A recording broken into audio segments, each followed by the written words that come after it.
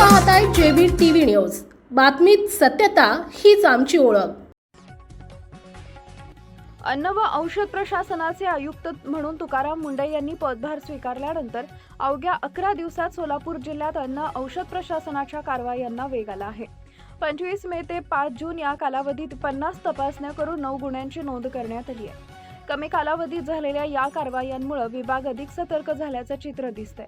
मे महिन्यात जिल्ह्यात 77 तपासण्या, 69 नमुने संकलन आणि 14 गुन्ह्यांची नोंद झाली होती। मात्र मुंढे यांनी पदभार स्वीकारल्यानंतर अवघ्या 11 दिवसातच 50 तपासण्या झाल्यानं कारवाईचा वेग वाढल्याची चर्चा सुरू आहे। अन्न पदार्थ विक्रेते, हॉटेल व्यावसायिक आणि भेसळ करणाऱ्यांमध्येही या कारवायांमुळे सावधगिरीचं वातावरण निर्माण झाल्याचं दिसत आहे। जिल्ह्याच्या ग्रामीण भागात दूध भेसळीचा प्रश्न गंभीर बनलाय। जिल्ह्यात दररोज सुमारे 25 लाख लिटर दूध उत्पादन होत असून सांगोला, माढा, पंढरपूर, मोहोळ आणि माळशिरस तालुक्यात भेसळीच्या तक्रारी सातत्यानं समोर येत आहेत।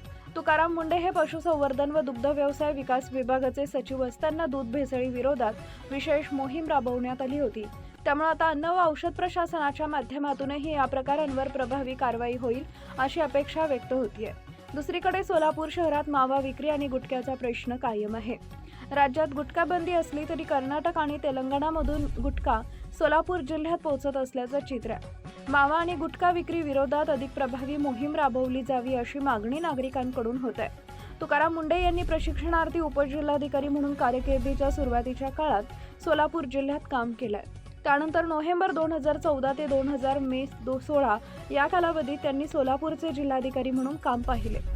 जुन्या जिल्हाधिकारी कार्यालयालगतचा आपत्कालीन रस्ता खुला करणे तसेच पंढरपूर आषाढी यात्रेसाठी 65 एकर सुविधा क्षेत्र विकसित करण्यासारख्या निर्णयांमुळे त्यांची कार्यशैली चर्चेत आली होती।